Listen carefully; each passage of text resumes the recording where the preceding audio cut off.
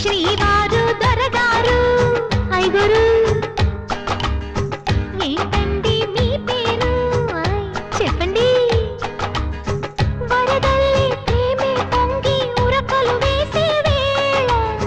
ముదు ముద్దుగా అంటాలేండి మీ సరదా తీరేలా డార్లింగ్ గారు